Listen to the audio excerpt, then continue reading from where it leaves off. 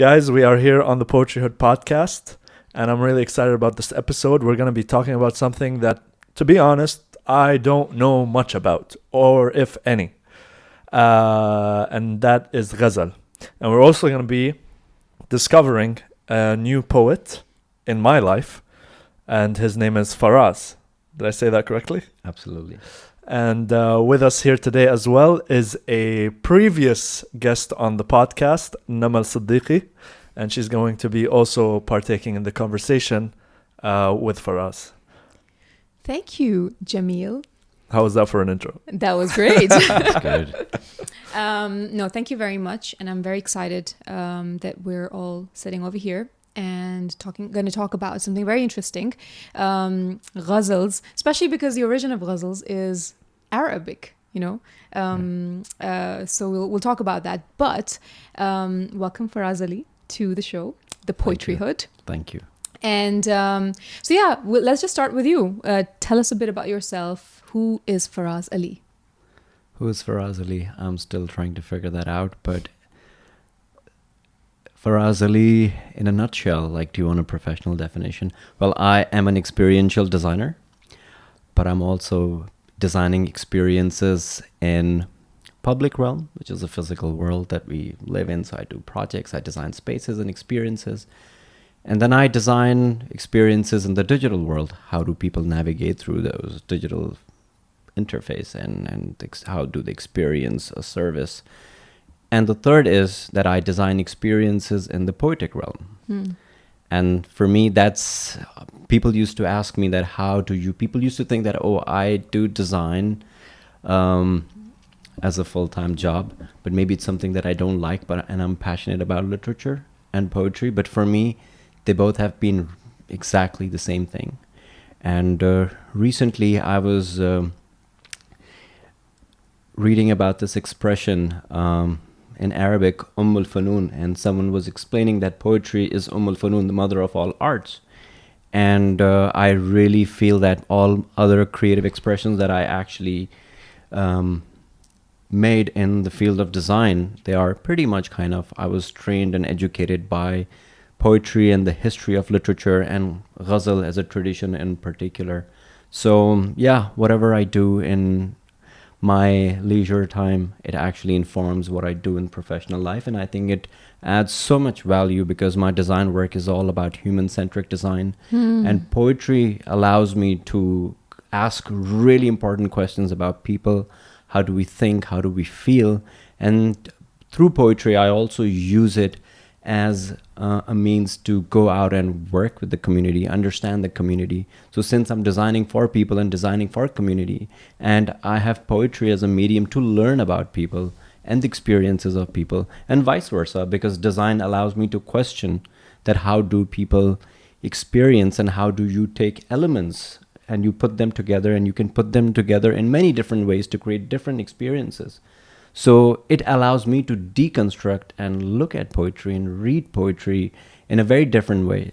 So when I go to people and I try to do community readings and I try to do them in a very interactive manner, I go there with my prompts, which allows them to navigate through the poetic realm. So in a way, that's how I'm balancing the two. One thing that comes to my mind while you were speaking is that writing poetry or designing these, I'm imagining when you say digital space, it's like website, applications, it's like how people are going to perceive or experience that thing. So when you're designing these things, you have people's perception in mind. And I think that's probably similar to when people write poetry as well. They're thinking, how will people perceive what I'm writing? Do you have poems that you've written that you don't think about how people will perceive it? Or is that all your poetry is like that? Or do you have a mix of both? Maybe they're poems that you don't publicize. I have a mix of both. I actually write certain poems which are specifically for my own self. I see most of them as mental exercises. I take a concept or a thought or an idea and I try to actually put it into some, because I feel like some poems, they come as a melody. So you need to kind of ride that melody and try to capture that thought. But some poems, they actually are like, they come with a title, they come with like a very specific agenda, they come with a purpose. And that's actually, like, I'll talk more about it when we will talk more about ghazals, that sometimes that's what basically ghazals are like. They are like smaller pieces which are more mental exercises to refine your craft. So I do write a lot of those poetic, but they are more abstract in nature, and they're more for me. I am the audience of that, and they're more of my own personal meditations, I would call them. And then all of my work that I try to put out there, I think they are more governed or by what I really want to put out there.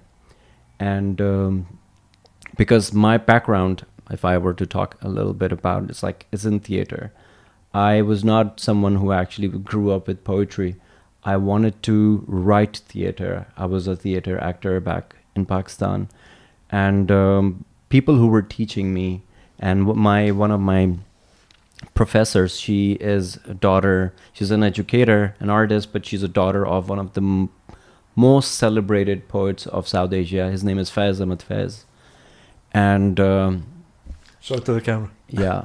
Fayez Faiz Ahmed Faiz. And he's a very, very fascinating character. I'll talk more about him because he's also connected to like Palestine and Lebanon. And he won Lenin Peace Prize for a lot of his work. So he was a political figure and a poet as well. So his work has like a really, really a lot of impact on people coming from South Asia and beyond. So his daughter actually was basically, she spotted me and she's like, Faraz, if you really want to learn the craft of writing, and if you really want to actually like delve into it deeper and understand how to use words with their full effect, you really need to engage with poetry. You will learn the melody of it. And that's how I was introduced, and I felt like a lot of those, because in Pakistan and India, a lot of poetic works written by poets are sung, and ghazals as a format allows singers and different musicians to actually pick that up. I knew a lot of those poetry then because I've already heard it.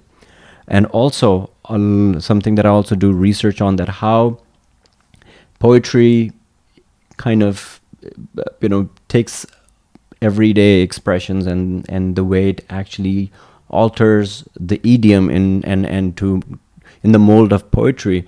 It's somehow the most effective ones, they become part of people's everyday life. It's very surprising when you're like in Pakistan and you're interacting with people on an everyday basis, and they would quote poetry without even knowing that they won't have any interest in poetry, but they would quote poetry and as an expression. Like, for example, my wife, she says, I have nothing to do with poetry, but whenever she wants to make a point, she uses poetic expressions, which are So I wanted to add, when you were talking about design and poetry together, I'm not a design person at all, and so my poetry is very chaotic, I feel. It comes and I'll scribble stuff, but when I see yours, I definitely see it as an element of design. Like, sometimes I see shapes as well, probably because of the stuff you post, but obviously because you're thinking in a certain way and then you place them in a particular style and manner. So that I want to take that to Zer Zabar Paesh, because obviously I think there is an educative aspect of things, of what you do when it comes to poetry, Urdu poetry. So tell us a little bit about that. So when my journey started, I got in and I started learning about poetry. My first interaction was, and my first impression was like, these are everyday words, but they actually bear a lot more weight than how we use it on day-to-day basis. And I was like, they say that any beautiful poem, it's actually, it enchants you before you understand it. And my first attempt, just like everyone, was like, I'm trying to understand it. Like, it's a piece of text. I need to understand it in concrete terms. But luckily I was going to an art school, so I was being taught other modes of art. So I could appreciate that I don't really need to make sense of it in a very reductive, in reductive terms. And I got enchanted. I got enchanted for life. And I couldn't, like you always see me with the book of poetry, because that exposed me to like this whole new universe. And for me, I love celebrating the idea that how we are able to think about, feel and think about these ideas, which actually like are not real, but they kind of express and they tell so much about us as humans and our human civilization and our culture. And how do we borrow so much from so many different places? So that was one of the first things that it kind of exploded my mind, that, oh, this is a whole different universe that, as a tradition hasn't been passed on to me, but has been around me. And now this is a minefield and I need to just, I can just explore it So in that process, somehow I kind of like detached from theater, and I started like going deeper, and I started enjoying solitude, and I started enjoying. So I used to do theater because I was a people's person. I enjoyed working with people, but poetry made me a person who likes to introspect more. So And that's interesting, because I'm curious. Like, we all obviously you've lived in Pakistan, right? Were you born there? I was born there. You were born Yeah. in Pakistan, then you came and lived in in UAE? Yeah, in the UAE, in Abu Dhabi, Sharjah, Dubai. Right. Yeah. And then you went back and then came for your Yeah. art school and then came back. Yeah. So I think, like I speak Urdu. But this realization of actually taking up Urdu as a language where I have to study and understand it in a more deeper level, because the kind of Urdu that, I generally people speak, and even in Pakistan now, is just your daily vernacular, like they'll, whatever we speak, the slang, but we don't read into it. I think majority of the people know 10-15% of the vocabulary. I don't think they know more than that. So that I'm curious. So there's like theater and then poetry. There's where you sort of But mark before the that, difference. you just mentioned my journey. So there's a very interesting link here. I moved here when I was in grade 4, and then I started learning Arabic, right? And I learned Arabic until my high school. And again, what happened, because I used to study with a lot of like white kids, and for them it was more difficult to pick up Arabic, right? So I remember like one of the first few exams, Arabic exams for non-Arab exams, I used to write and everyone was allowed to cheat from my paper. Yeah, you were that guy. Yeah, I was that guy. And I was Were like, they paying you? Well, I wish they did. I wish they did. And they were paying me in lunches. So, and then Lunches and dates. And I went back to Pakistan. And when I was going to Pakistan, I was a bit scared that, what if someone speaks to me in like really intense, formal Urdu, what I'm going to do? But when I went there, a lot of people that I met on day-to-day basis, because they don't learn Urdu as a language of aspiration, right? They learn because they really have to. But I started noticing certain things that I was actually trained to see. And like, for example, in Arabic, you're learning with the movement of the vowels, the meaning of words changed, right? It changes all the time. So the kasr, dhamma, and, we call it Zer, Zabar, and Paesh. Okay. And so Fatha, kasra, dhamma. Exactly, Fatha, kasra. And in Urdu, we call it Zer, Zabar, Paesh. And in the same order. And what happened, because it's mostly spoken, it's less written, I would start observing that, did he say mustaqbil or did he say mustaqbal? Or did he say muntazir or did he say muntazir? For them, they have lost that sensibility. I love that. And I, growing up, like, because I was learning Arabic over here, I was like more sensitive to that. And most of the people learning Urdu, they don't understand that the morphology that they use in Urdu is coming from Arabic. And it all goes to the root word, like qadar, qaf, dal, and ra becomes iqtidar, muqtadar, So similarly, so there's a more Urdu's being spoken phonetically. What about Farsi though? While you're at it, I'm gonna add that. I think Farsi, I don't have command over Farsi, but like again, Urdu, Farsi. Does it take? So Urdu takes a lot of features of Farsi. Like, for example, there's a whole construction mode where you take a noun and an adjective and a noun are basically connected together to create an expression. Like Mughal-e-Azam. So it adds the sound, like how we have in Arabic, we have ul. For them, it's a small a.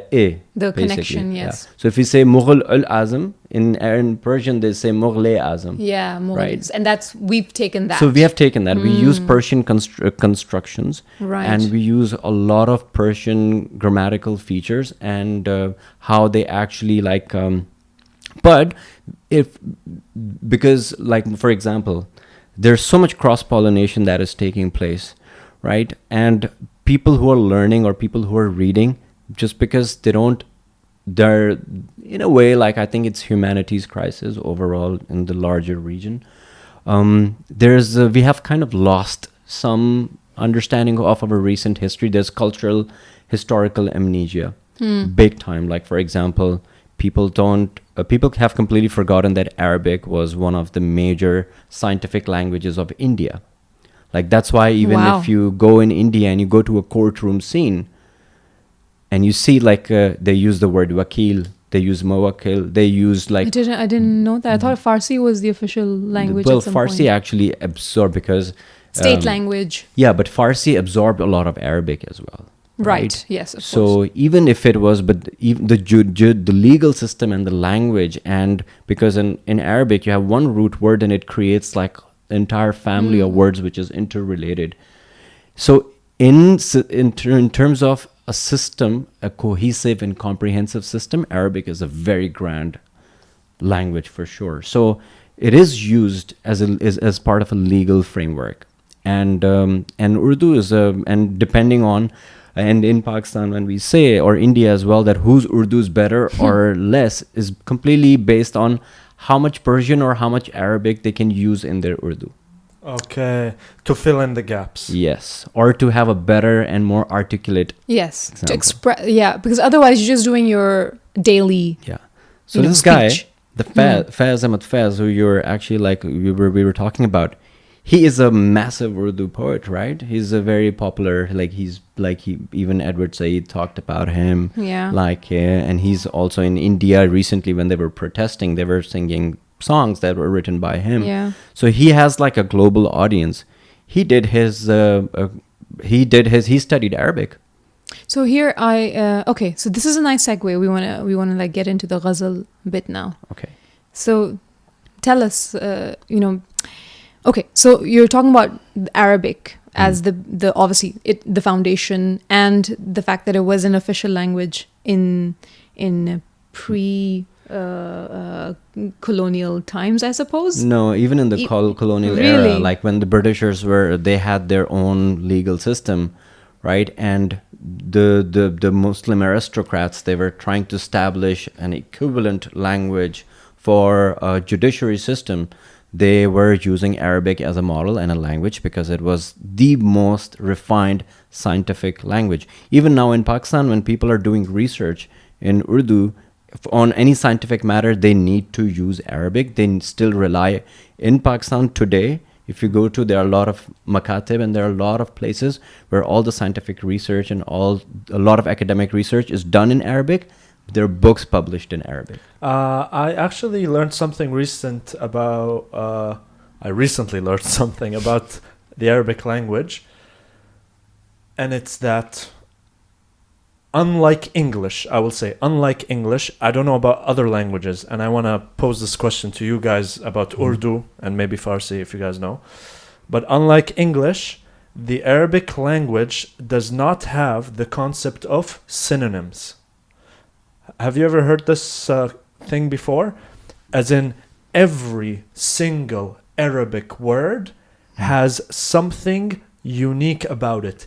Even the words that sound like they are exactly the same. Like, for example, ata wa ja'a. You ask any regular person, they will think they both mean the same. Ata, ja'a means arrived. The person has arrived or come. Yeah. But I'm actually I learned this concept because I'm reading this author. His name is Muhammad Shahrur, and he has a modern way of interpreting the Quran. And he dedicated his life to interpreting the Quran based on how the Quran used these Arabic words. So, for example, he takes these two words, ata wa ja'a, and they are mentioned in the Quran. Sometimes it says ata, and sometimes it says ja'a. And then he's like, wait, let's ask questions. Why is God saying ata here in all these ayat, and why is he saying ja'a in all these ayat? And he deciphers the difference between them. And in this specific example, I learned that the difference is ata means as in the thing that has arrived, it came from the narrator. Yeah. Ataynakum al-ilm, for example, as in I gave you, like your knowledge has arrived from me. Whereas ja'akum ahl whatever means the thing that has arrived, it came from a third party, not the narrator. It was given. Yeah. From a third party. As in, like, it's not me where the thing came from. It came from somewhere else. Yeah. So, yeah, it's just something I learned recently about the Arabic language. I don't know if do you know anything about this in Urdu? I wonder. Urdu actually borrows so much vocabulary from different languages at once. So like, for example, it borrows a lot of vocabulary from Turkish, Arabic, Persian, Sanskrit, and a lot of other, because it's like I call it like it's the language of the crossroads, right? It's basically a language when so many different cultures came together. Lashkari Zaban. Yeah, Lashkari Zaban. But I'll tell you something interesting. Even in Dubai, you go to Old Souk, you see an Iranian guy talking to a South Indian guy. They don't speak each other's language. They are not speaking in English, but they are talking to each other in some kind of broken language which is basically a language that they're trying to, come together. Meet in the middle.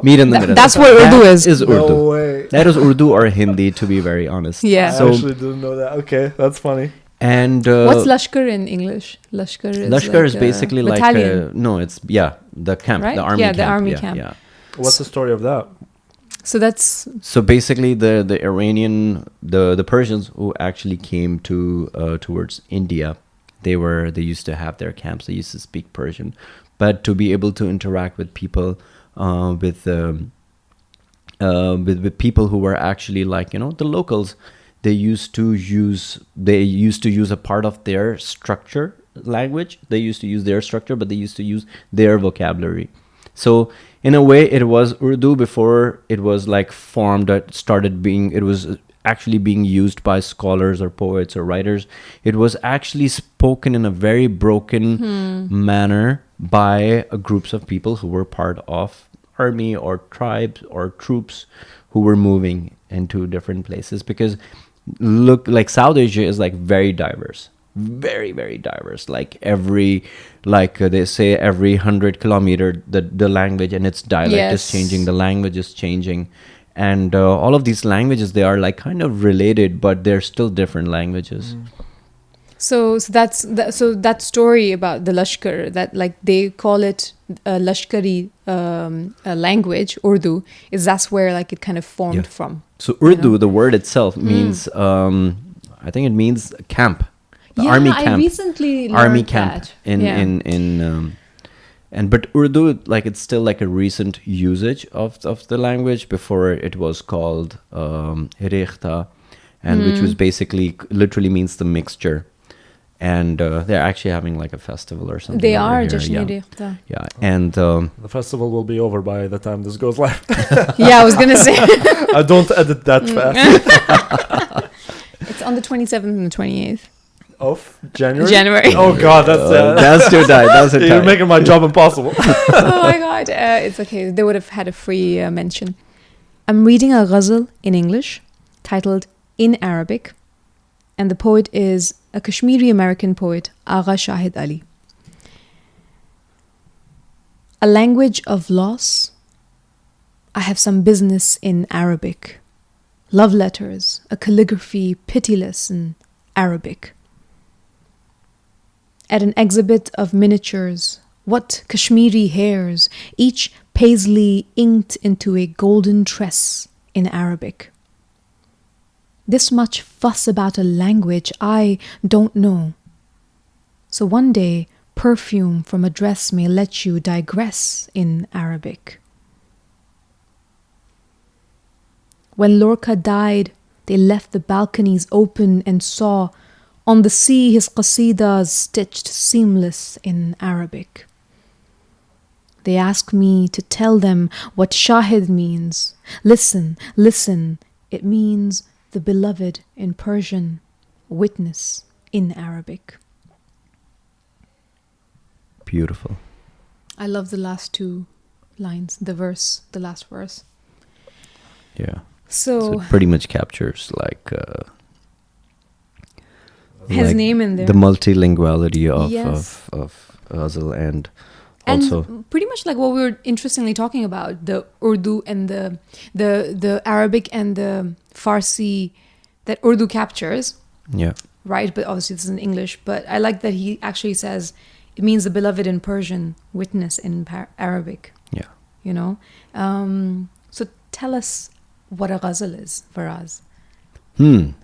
Talking about ghazals, it's a daunting task.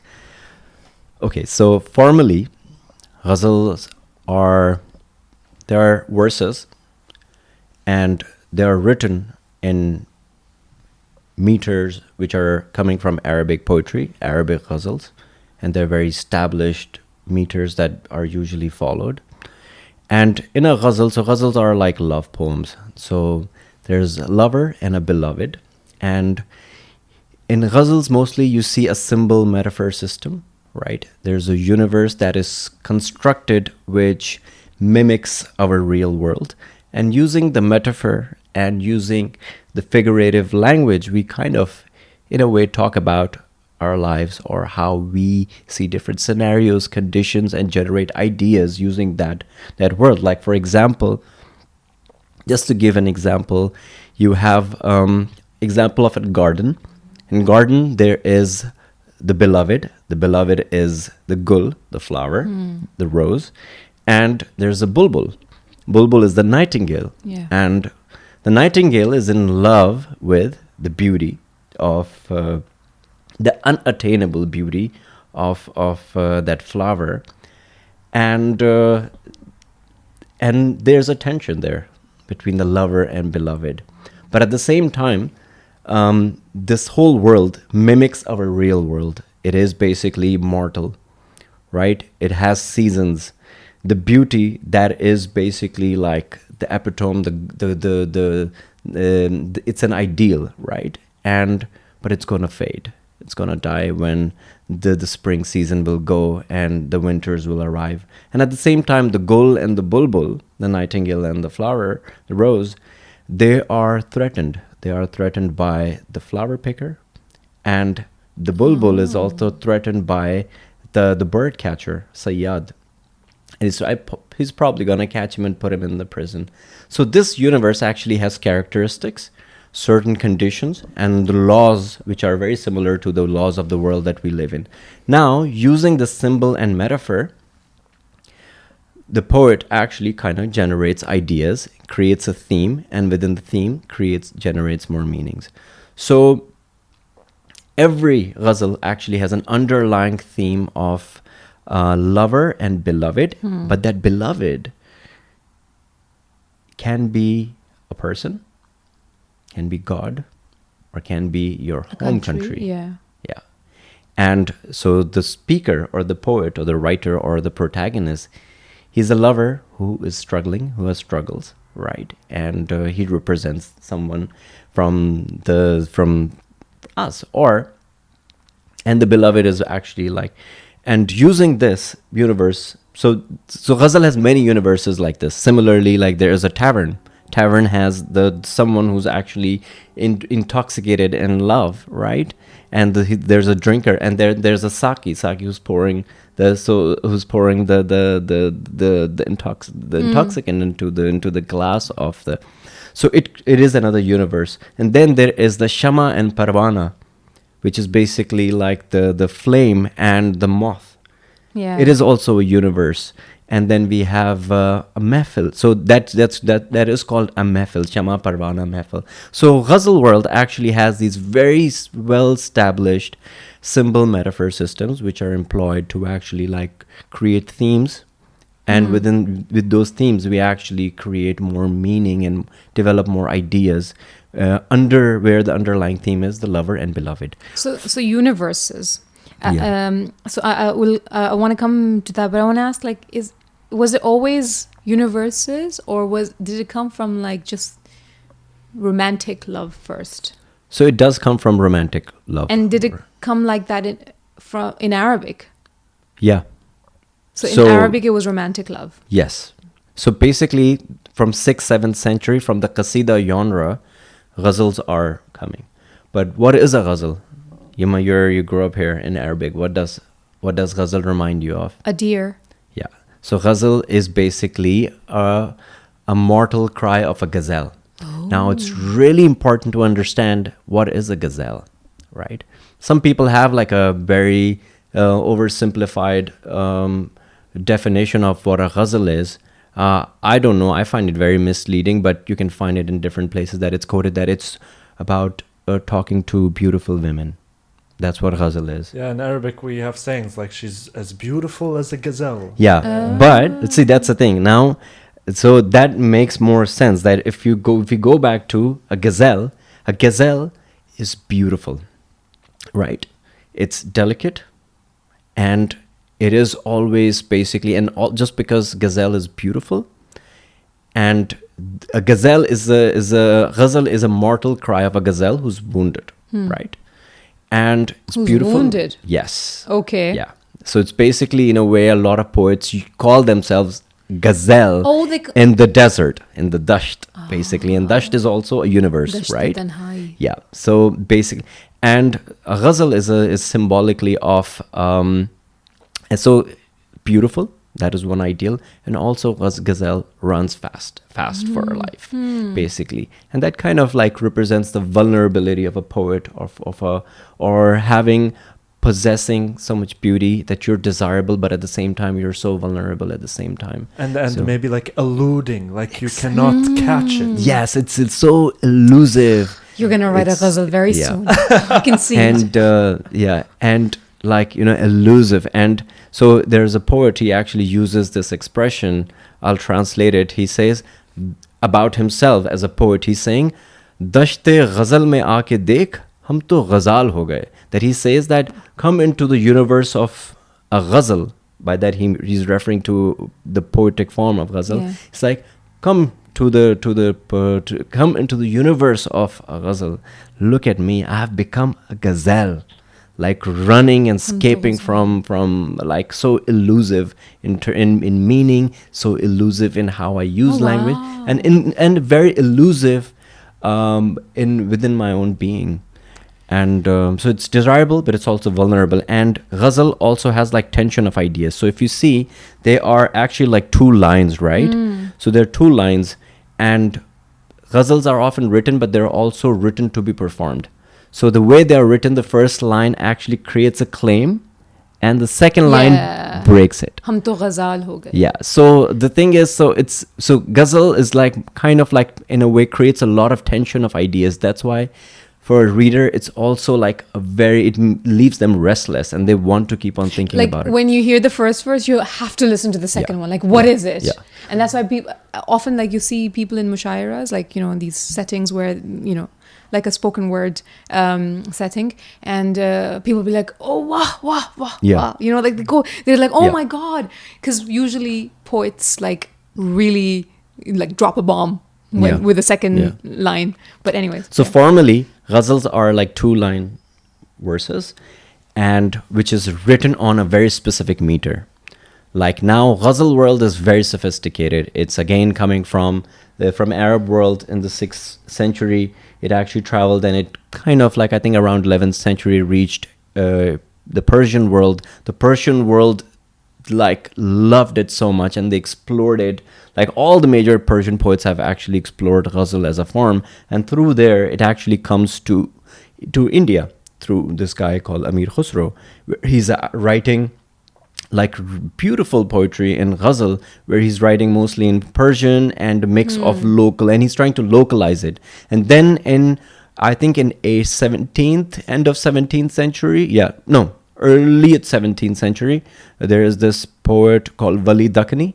He starts writing Ghazals in Urdu, and then it became a very popular genre, because people then Ghazal singing Ghazals as a musical form. It has become like it became a very popular form of music, and until now as well. Like, so Ghazal singing is a form of singing which is like the most prestigious musical expression in subcontinent. It's like the And- 19th and 20th. I don't Yeah. know. So any 20th poet centuries. who is being sung by any legendary musician becomes immortal. Oh, So right. yeah, so Yeah. just like Fairuz and Khalil Gibran and Kulthum, and it's interesting. So So that's the transition of the ghazals, and like Yeah. how now we and most people don't like, generally people don't know what a ghazal is, but they know the ghazal. They've been singing the ghazal. yeah. You know what I So mean? so for example, so there's only one part which is left, the form. Yes. So there are like 5 features. One is basically they're written in like as a line of 2 in 1 meter, and the meter has to be followed. Now there is basically the last word of every Yes. line, second line of the ghazal needs to be repeated as an alliteration. Radif. Yeah. Yes. And so they're called radif and kafiya. They need to, and every ghazal actually creates a mold. So if we call it like it creates a field. We call it zameen basically, and it creates a mold. And the reason, and each verse actually is an independent thought. Minimum, you are supposed to have an odd number of series, so you can have 5, 7, 9, 13. Why odd? Just, I think they're trying to kind of like create a harmony between, because it is an even number, right? Two. And The- so maybe it allows to actually, I personally have read like disputing views. They say that if you're writing a ghazal with the intention of a ghazal, even one verse is a ghazal as well. But some say that, it has to be minimum 5, or because it's a very big tradition, right? Spread from Turkey all the way to India. So there is obviously a lot of disputing schools and ideas which are disputed among Conflicting different. thoughts about Yeah, it. Yeah, which is the beauty of it. I Yeah. love it. Like, I've actually explored so many different areas. I personally don't try to like stick to one. I like to explore more.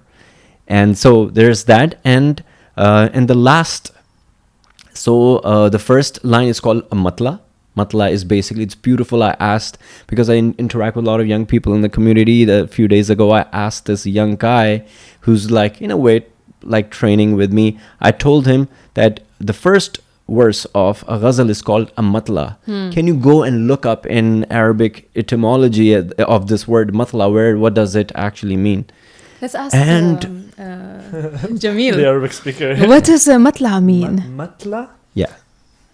I don't know, to be honest. But So, like, you know, can it's- spell it out for me? Yeah, it's basically related to tulu, the point Matla. where the sun rises from. Matlaq. Matlaq, yes. Matlaq. Yeah, okay, that Yeah. makes sense to me. Yeah. Okay. So basically, matla is like a I think it's just maybe the Persianized way of saying that, or it's a form of the same word. But matla, basically, the root word is the point where the sun arises from. Yeah, I would have defined it Tulu. as like the place where the thing is Right. somewhat launched from. Yes, yes. Wow. Matlaq. Yeah. And From itlaq. Which exactly, is like itlaq, to yeah. like shoot or to exactly. yeah, So launch.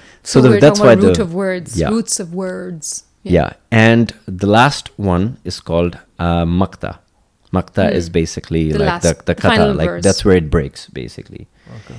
And so the last verse actually is a lot of the times the poet uses his pen name, which is called a takhallus, and uses his pen name as part of the poem. And that's why, like, a lot of the time, the name of the poet or the pen name that the person is using is usually an adjective, so that it's easily used in as his part of own the ghazal. yeah. Like So that's why in this Shahid. poem, so that's why He- this is a ghazal that we were talking about Yes. earlier, that he uses his name in the last verse, Yeah. and because that's a tradition that poet always marks his poem. And if any ghazal which becomes popular, because the whole ghazal tradition was an oral tradition, any ghazal poet will become master by performing more and more, but his goal is to become an institution and get different students. And then there's like a whole generation of students who will train under them. And how he will train them, he would give him like one line with the poetic meter and a thought, and then he will ask his students to kind of add their thought to it. So even if you go now on Instagram, it's a recurring tradition. Like there are Instagram pages that I came across, they're beautiful. They where a person will leave one line and people will kind of respond to it. It works as a prompt. Beautiful.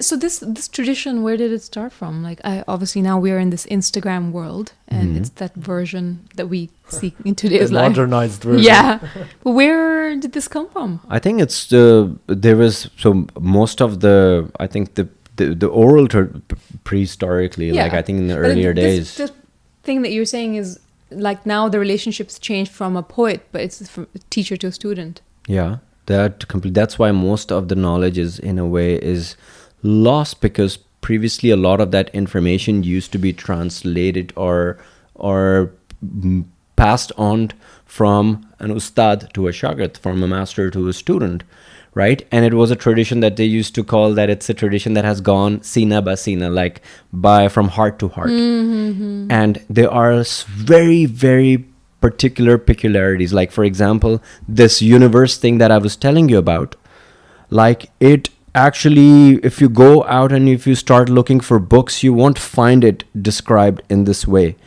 And there are people who actually recently they started like theorizing this, and like now people like me are like trying to like, you know, so I made what I was explaining you, I'm in the process of coming up with like a card game kind of thing for people to learn poetry with the help of. That's so cool. Okay. So this is like the Ghazal universe where I'm trying to say that there's the gul and the bulbul, right? And then there are these characters and there are these forces which are kind of like, you know, influencing this universe. Wow. And then you can read poetry and you can look at this infographic, and you're like, oh, it all makes sense to me. I have friends who studied poetry in school their entire life. They never understood it because they were not learning it from theoretical point. And I think one thing that I would like to add here is like, which is the reason why we are also talking about and why I'm so fascinated by Ghazal. It's like when I was exploring poetry and when I learned that it's art and science at the same time. There is an artistic aspect to it, but poetry in particular is a science. It's an ilm form of, it's not just fun, it's also ilm. This means that it has its own, it is like the poetry has been theorized all the way from people like Jurjani, who actually like theorized classical Arabic poetry. There is a massive, so it's not just the tradition of poets. Along with the tradition of poets, balagha and bayan, they are like two key aspects of What's like balagha? Please tell me. it's rhetoric and what's a better word of elucidation, basically. Okay. And rhetoric, they are like two key. So balagha basically and schools. bayan. Can you just explain this concept? Because So, I think people need to know. Yeah, so I'm actually talking to quite a few young scholars. They are trying to come up with like, you know, the most cutting edge theory of how to actually, when people are reading poetry, what are they actually reading in it? And the thing is, what the most cutting edge theory that I actually like, I'm trying to like understand more from these students from in academia. What we are trying, when we are reading someone's poetry, we are trying to understand the bayan, what that poet is actually trying to articulate. Yeah. Right? We speak in everyday language, but why do we really need poetry? Because we're trying to actually communicate a lot more than what these words can do.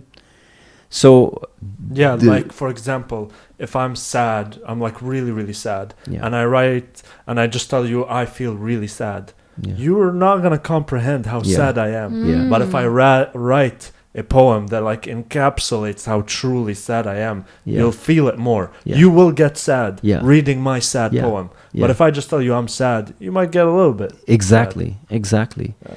And and it's just and that's the beauty, that how do we actually like go so deep with the help of words, like these words which actually in everyday life they're called betrayers. They betray us all the time. They betray our heart. They say that there are like two tongues. There's a tongue of the heart and there's a tongue which is in our mouth. Right? And they both don't go hand in hand at all. This is basically the world, the language that we have been conditioned to.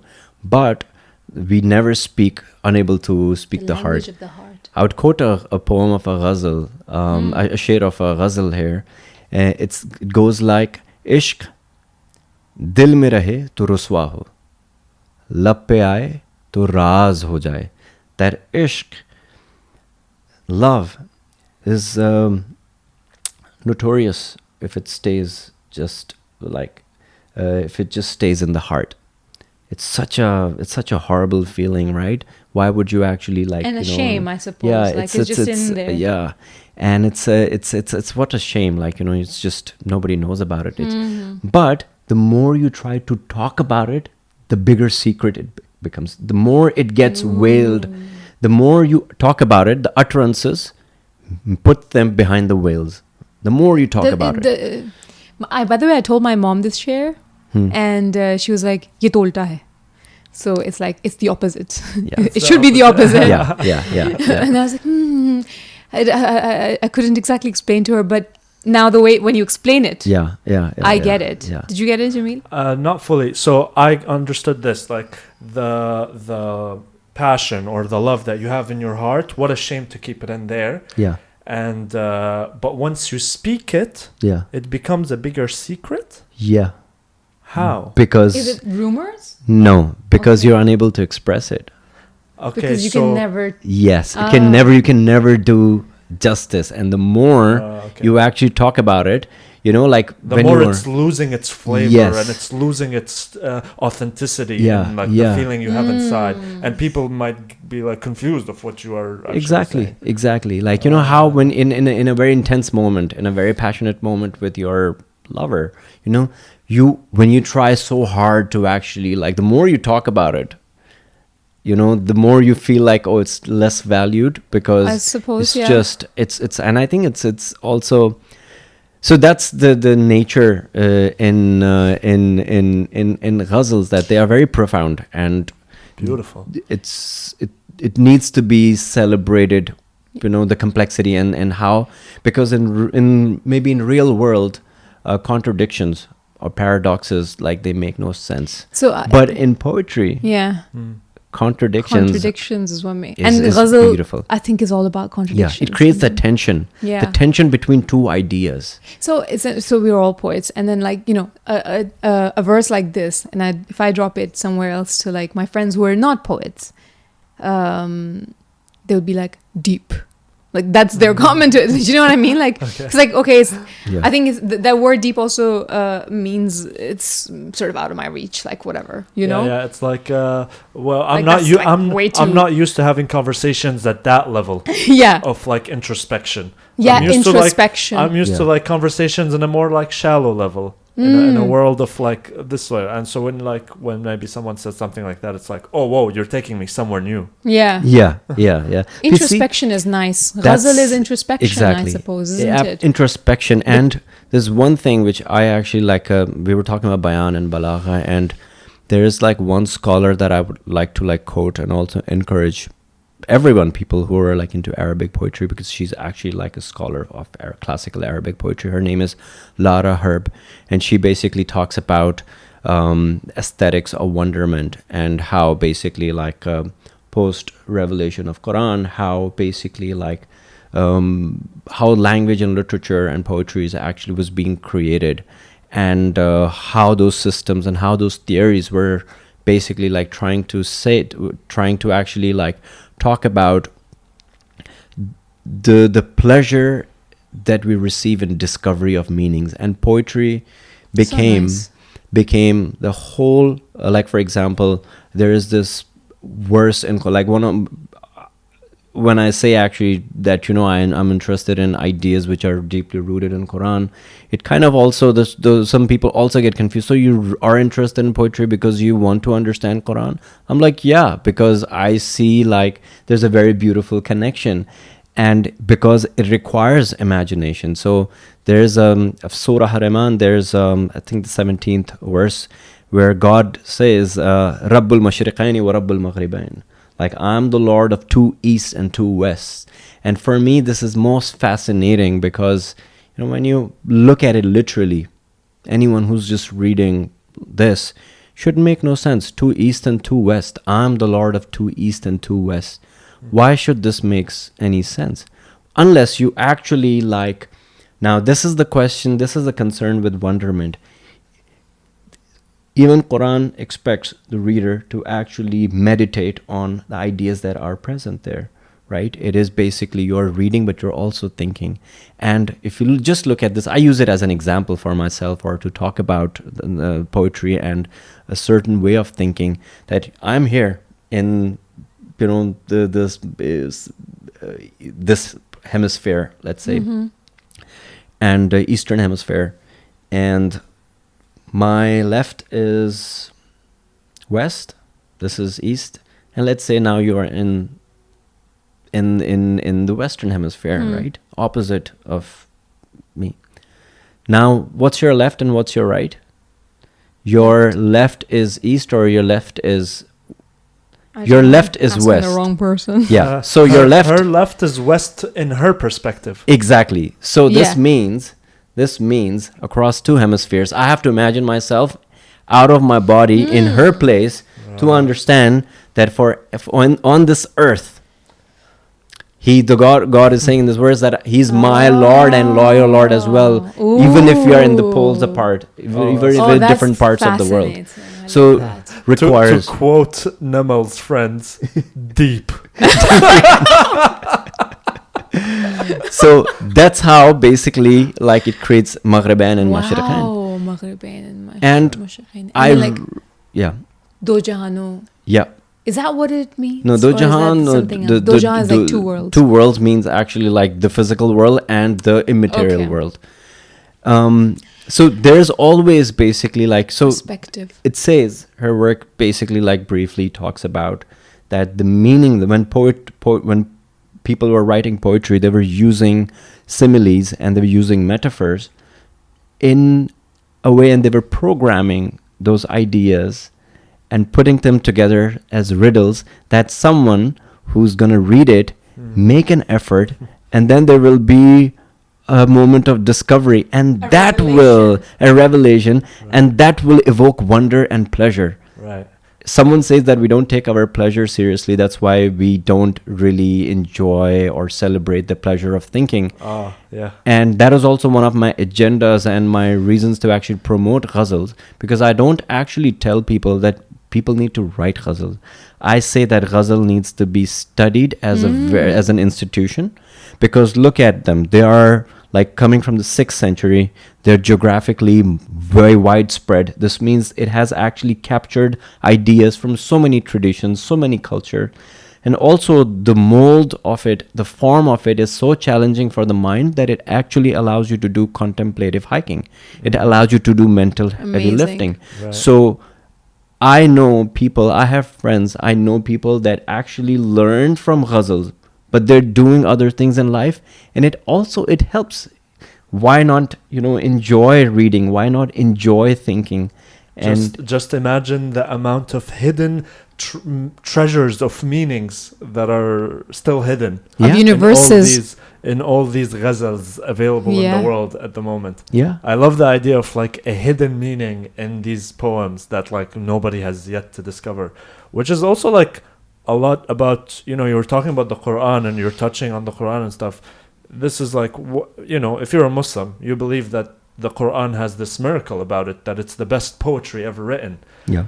And that is what the Quran is. It's like hidden meanings in every surah and every ayah, which is why, if you believe in the Quran, it mentions that this book is for all times. So there are things that we have yet to discover that the book is trying to tell us, because we have not reached that level of understanding in the world. Yeah. And we will reach it in the future, and we will then discover it in the book. You know, the book is not a scientific book where we're going to read the Quran and learn things about science. The book is just a hinting to these things that we will discover in the world, and then later on read the book again and be like, oh my God, it's been telling us. It's like, there it is. There's the meaning in that ayah. Yeah. There's a book called Ajaib al-Makhlukat, which is basically like, I think the wonders of creation. The wonders of, makhlukat. Yeah, and basically that book actually says that everything that has been designed to evoke wonder. It's just we get used to those. Yeah, I mean... And that's what wonder is. Like, even that's what we're trying to do in poetry as well, right? That when someone is reading poetry, they are actually discovering something which is hidden. It's not something which is never there. It's basically, it's something which was hidden. And the pleasure of when we are at work, we are trying to, like, we all are creative people. When we are trying to, like, make an effort, and the moment we have an idea, or when we are writing poetry, we get ideas to build on that idea. And I'm like in the middle of a meeting, and I'm like, oh my God, that was really good. And I start, like, people think I'm jotting down minutes maybe, but I'm actually writing a poem down quickly. That happens to me in the middle of the night. I'm just waking up, and because my brain is like working very stimulated, and just start. That's the wonder. Yeah. So that's what I like. Ghazal is my passion, but I don't like, the whole idea is to encourage people to think with the help of poetry. And I try to do this without any biases. Also try to, with a lot of humility. What do you mean by that? By that is like when you go out and you take any field, any practice, or you join any community, people have biases for people who are different or might not understand anything. When I was learning a lot of these things, I was coming across people who belong from certain schools, or they would be like, they make things political, and someone would look down that, this kid doesn't even know this. Like, how would they know? Like, they're not supposed to know, because they are going to British schools. Like, they are not actually they're learning about Keats and Byron. They're not learning about, like, your own, like, they're not learning about Mahmoud Darwish or Khalil Gibran or Ghalib or Fez. So I try to actually, like, use poetry, because if it's about us, and if it's about us people and understanding, I'm not chasing one tradition. I believe in human tradition. And I see, and what Urdu literature actually is like, has taught me as well, that it's, you need to create crossroads, and everything is like inspiring each other. Like, the other day, I showed this video to a friend of mine. She's a Pakistani girl. She got married to an Egyptian guy, and she was like, I don't know, I feel so. I'm like, who is, like, your boyfriend must have told you about Kulthum, who's like a massive, superstar. He's like listening to her all the time. I'm like, do you know that Kulthum, she actually sang a poem written by a Pakistani poet called Muhammad Iqbal? And she's like, no. Because he wrote in Arabic? No, he wrote it Shikwa, the complaint. Oh, yeah. And it became such a popular poem in the Muslim world that it got translated into 30 languages. And Kulthum, like, she performed that song. It's on YouTube. Let's tell Jamil about what Shikwa is. It's beautiful, the concept, isn't it? Correct me if I'm wrong. Yeah. So the writer is, the Shikwa is complain. Yeah. It's complaining to God. Shakwa, Right? Or complaining with God. Complaining to God. To God. Complain to God, yeah. And then there is a poem that he wrote, because Which people is a were like, response how from. could you So complain to God? So the poet, actually, he's like one of the towering Muslim figures coming from South Asia, and he's also a nation's poet. Pakistan. Nation's poet, but also, like, I think he's a bigger figure than that. Of course he is, yeah. And he actually, like, he's a major poet, and he is also a politician, because it was the need of the time, because it was India and Pakistan were under the British colony at that time. His name again, sorry? Muhammad Iqbal. Muhammad Iqbal, yes, okay. Yeah. And again, he was writing about, and he was basically like someone who's like studying and to want to kind of like understand that why the Muslims actually in the world are declining, and why and the poem, this one, which became really popular because it kind of in a way was something that was in hearts and minds of all the other Muslims basically in the part of the world which were like kind of declining, losing their authority or losing their heritage or connections with their heritage. So the poem kind of like talks about that, like we were the people, and he talks about entire Muslim lineage, that we did this for you, you like, and we don't get this, and all of your perks are for the people in the West. And look at all the way, to we build the Cordoba mosque for you, we did this, he makes all the, and then when he actually in 1911 basically he performed this poem as a part of a very massive protest, or no, it's not a protest, a jalsa. What would be a jalsa? A julus is a jalsa, like a rally. Yeah, a rally kind of thing. Yeah, Okay. so a political rally. Oh, right. Okay. And then people say that but he was inspired by a lot of like Arabic poets and German poets, and he was inspired by both Eastern and Western. So people poets. came back at him. So yeah, he actually was using a lot of like Hegelian methods to actually write and devise poetry. So he was always writing.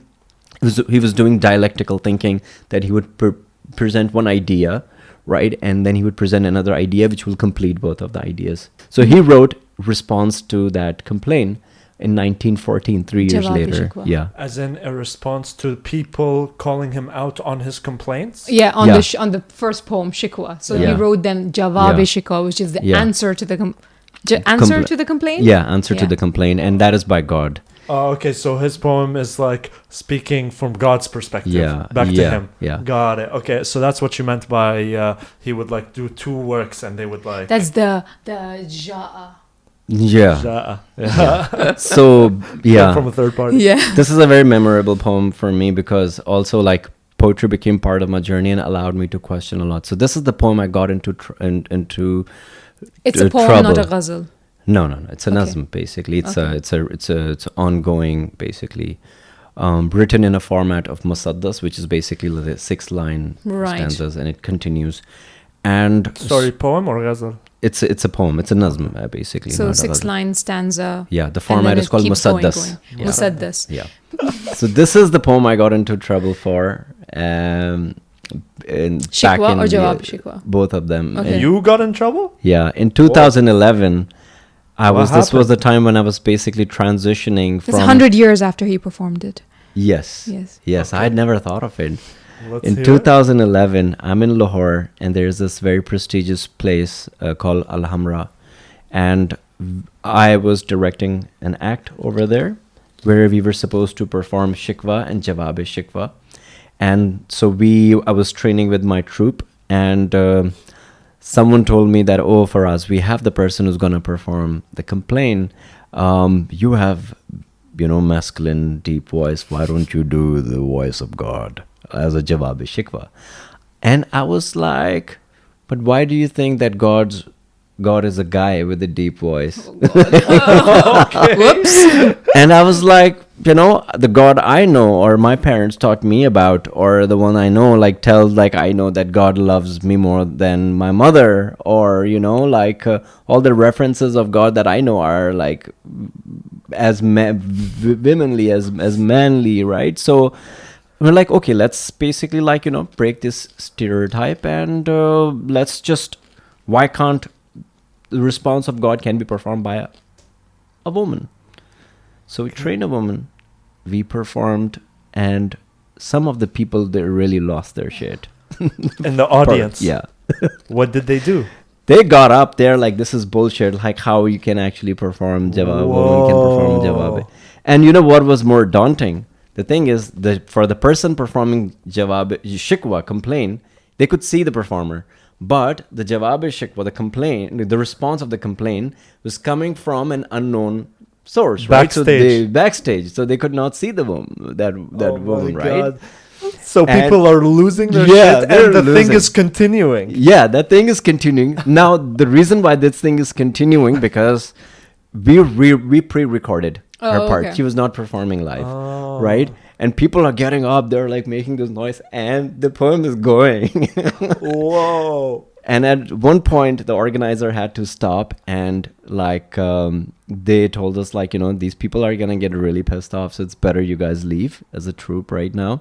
This is in Because- university. This was not in my when I was studying in university, but I was in another place. Okay. And in Lahore, it's a arts and cultural center. And so yeah, they kind of like we got quite a few threats for this, but that was the first time it really shook me to the core that like I understood that how deep patriarchal roots are. That I never thought that God is a guy. Yeah, that's really interesting. Yeah, to also How dare you question that? but we all say that there is no gender, but obviously, yeah, because this is closer. It could be closer to this, not the female version, the voice or whatever, and how it hurts people. Yeah, when the point is how it hurts people. Yeah. Right, yeah. And so yeah, it's like, and I think it's just, and that's why when you look at it, there's like a lot of criticism as well. Like you will find most of the Urdu poets or Ghazal writers are they write they're male. They're very like in comparison to men, very few female poets were like celebrated. Right. And Yeah, it's and true. there's like this whole, but at the same time, Ghazal has like beloved can have any gender, so that's why even like it's basically like a very Fluid. very fluid in that sense. Much like even- our current day and age. Gender is a fluid concept. Well, Ghazal itself sounds a very feminine thing to me. Right. I don't know if that's I don't know what reaction you have, but like because of the name Ghazal itself, like the word. I have Ghazal. met both men and women called Oh, Ghazal, have you? so, yeah, Ghazal? Yeah. Ghazaluddin Sahab. Yeah. No. Ghazal was enough. It's Okay, Yes. I am with you. This ghazal, I think what you are trying also to do maybe with your passion and what you're doing in your life, even with this infographic that you created. You created that infographic. Do you mind if we post it, by the way? Sure. Just to say for the listeners, like if you want to look at the infographic, you just check the Sure. Instagram. And I'm with you. Like we need to celebrate Ghazal more. Yeah. Teach more people about Ghazal, Yeah. discover its like secrets that are hidden within all these Ghazal poems. How do we go about doing that? Like how do you go about achieving that mission?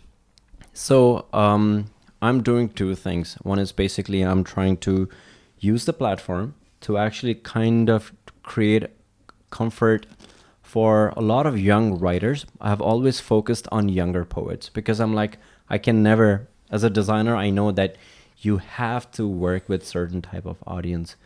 And I see my audience as ambassadors and ambassadors of like certain ideas. And those ideas are that I'm trying to put forward to them that as a poet, if you're a young person, you need to learn your art and as a science as well.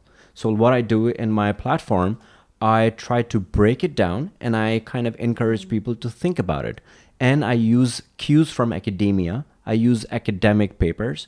I use a lot of, like, for example, I would teach them about poetic devices. Yes. So, like, it's beautiful because it actually, like, I have met people that, like, you know, who use these on daily basis. And when they're writing, they start identifying that, oh, I didn't know that I used this device.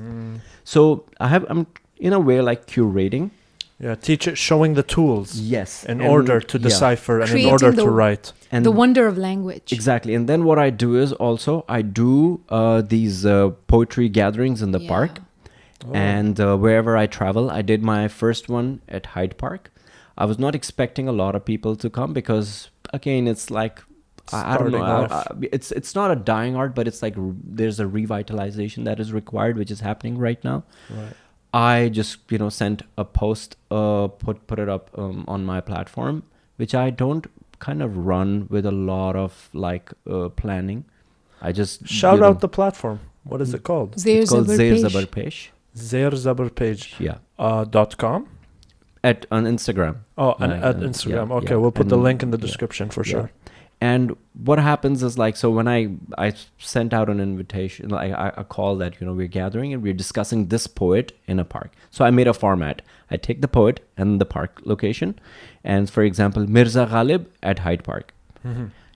Allama Iqbal at Ferrer Hall Park. Or da-da-da at Whitmore Park. So Cool. And what I do is I invite people. So in the first one, I just didn't realize 70 people showed up. Which is 70. great. 70. Yo, that's a huge That's number. a good turnout. And they were like literally from a 5-year-old to someone who was like in late 60s. And my skill that I've kind of developed over the years, because I really empathize with people who are trying to learn, that I'm trying to engage everyone. Yeah. I don't care about that one person Yeah. who has a superior reading. Okay, good for you. But again, we all are here to learn, and I believe in cross-pollination, and people who are really never think that anyone's reading is of lesser value.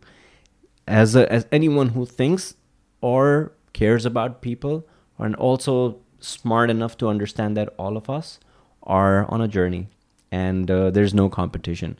So I really liked, and that's what I also liked about Ghazal and poetry in general, that it kind of like, makes us uncomfortable enough to question our own biases and misguided desires.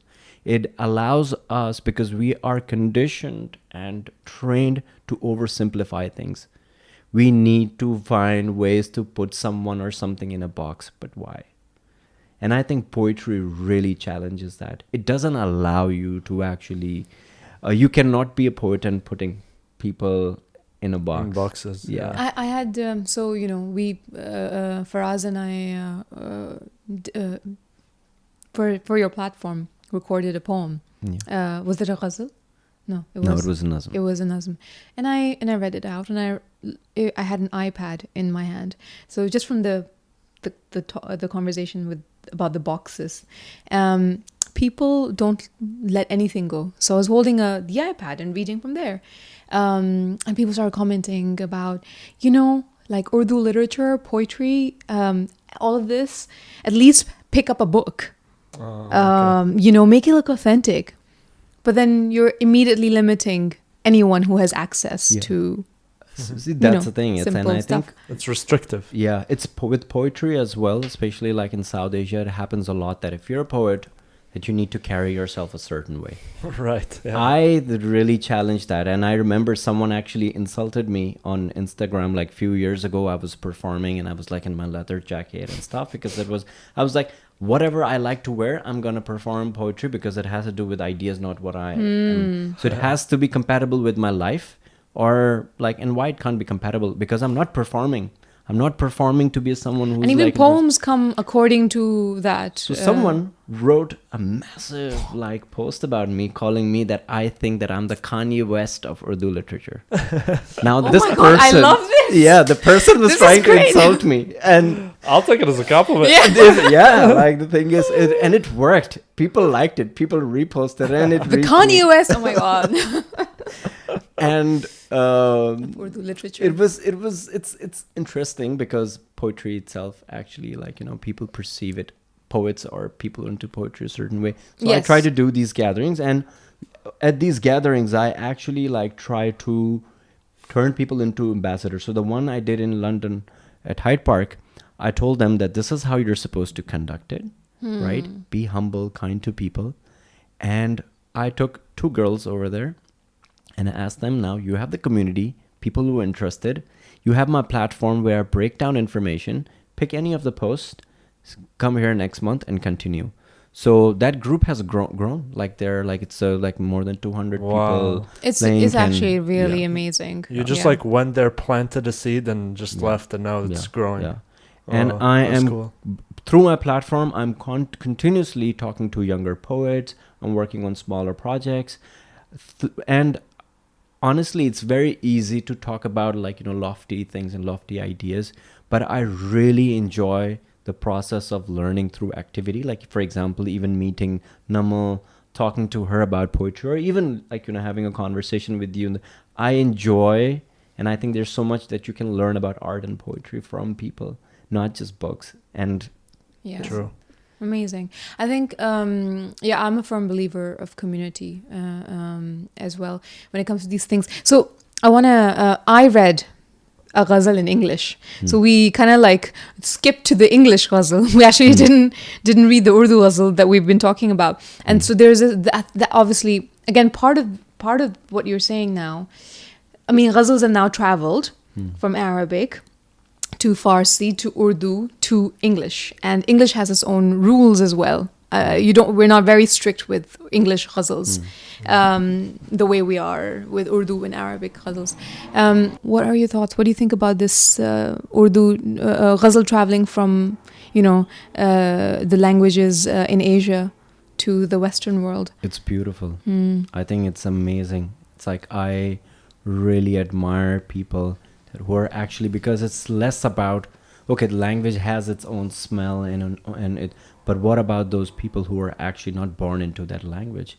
But at the same time, if ghazal as a sentiment, as a mode, or the way it kind of works, its own history, its own tradition, and the lineage of ideas that it actually creates, and the practice of formulating ideas, that can happen in any language. And I still think it's a lot better than translating something for sure. from.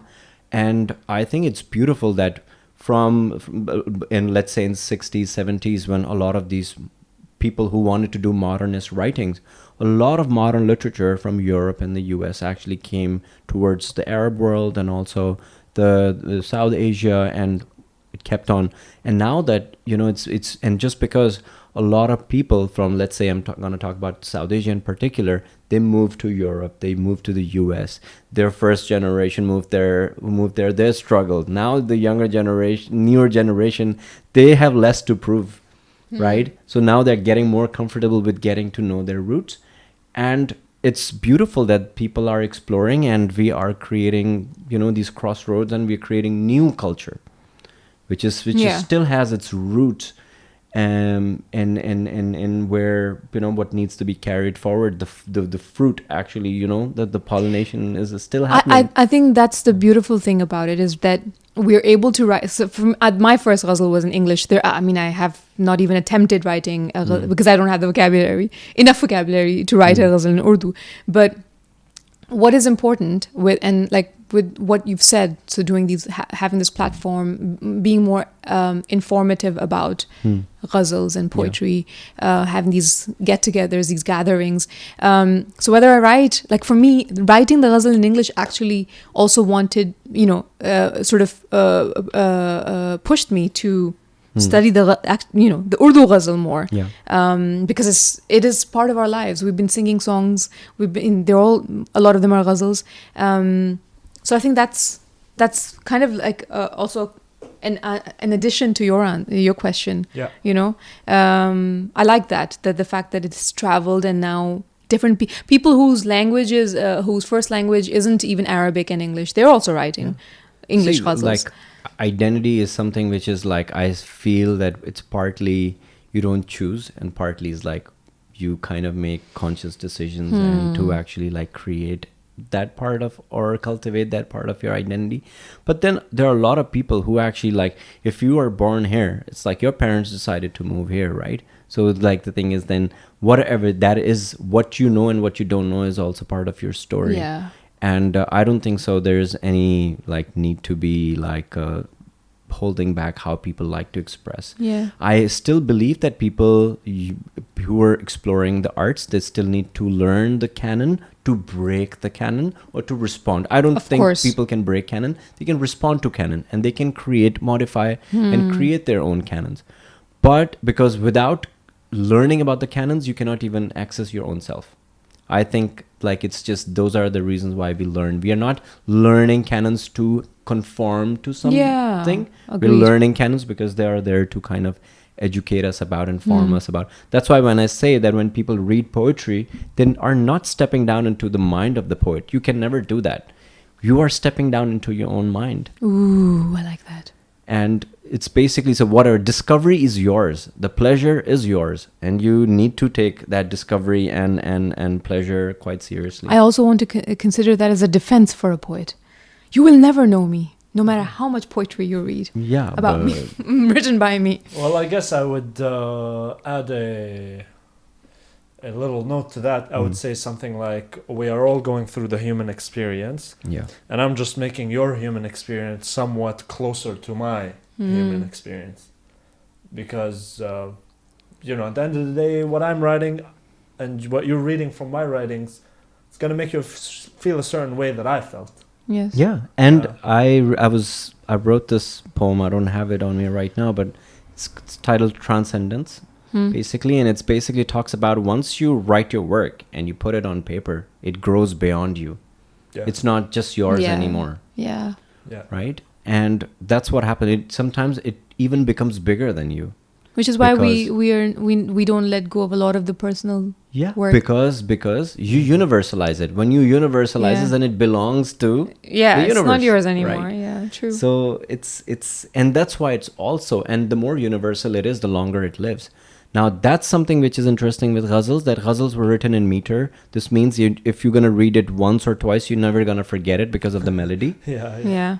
And the more universal it is, the more pleasure it is, the more everyday life-like it is, the more chances that it will live. So people like Ghalib, Mir, Iqbal, people who actually wrote stuff hundreds of years ago are still are used in people's conversation every day.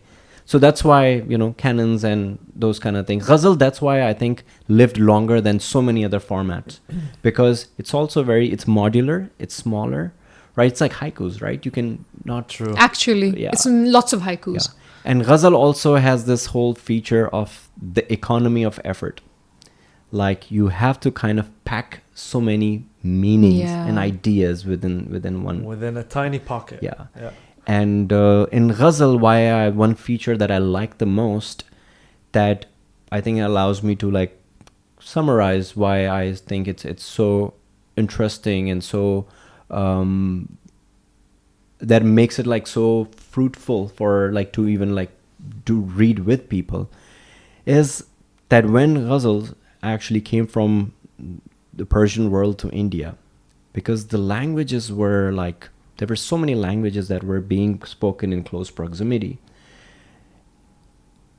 That's what I understand, that each word can actually imply multiple things. Like how you were talking about synonyms in Arabic.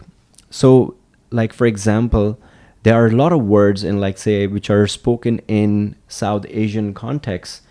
Based on how they are used, they can change. Like, for example, we have this word called kya. Kya means what? But how you say it, kya, kya, kya. So what happens is like, what happens in India in particular, because of so many languages coming together and the cosmopolitan culture, people were doing theme creation as one of the basic pursuits of poetry. But within that theme, they started creating meanings. So one verse can actually can have 5 different interpretations, and there's a word which is it's in Arabic, but in literary, it's in the literary usage of it, it's very specific. It's called iham. Iham means that a lot of people translate it as ambiguity. Iham is a quality of a ghazal poet. That iham means vehem mein dalna. You put you confuse people, that it doesn't mean this or does it mean this. Right. So it can mean multiple things. The elusiveness. Yeah, a word can be multi-dimensional. So you take this dimension, it opens a different meaning. If you take this dimension, it takes a different meaning. So what would happen is like, there will be one verse which can actually, in total, 2 lines can give you like around 10 interpretations. Yeah. And the poet they started doing that consciously, that the greater the poet, the more they were trying to pack more meaning into it. Right, like different meanings that could be interpreted. Was that Faiz Ahmed Faiz? No, that was Ghalib, Mir. Faiz was doing that as well. Iqbal was doing that. But that is something which is like a very key feature of Ghazal in South Asia. Right. And now, just because the Ghazal is going from South Asia to let's say to the Western world, Yeah. this the multilingual and the multi-meaning is basically going from this part of the world to It's like reading that book. I don't know if you used to read them when you were younger. You would get to page 3 and it would say, if you want to open the door, go to page 5. Exactly. Yeah. If you want to check under the bed, go to page 50. Exactly. Yeah. Exactly. But just to correct a small, tiny misconception, it's not exactly the concept of what I had mentioned, because what I had mentioned before about the Arabic language is there's no Arabic word that has a synonym. Okay. However, in the Arabic language, yes, one word Can could be interpreted in different ways. Yes. It's just like there isn't another word that will mean exactly This what that word exactly means. the same thing. Yeah.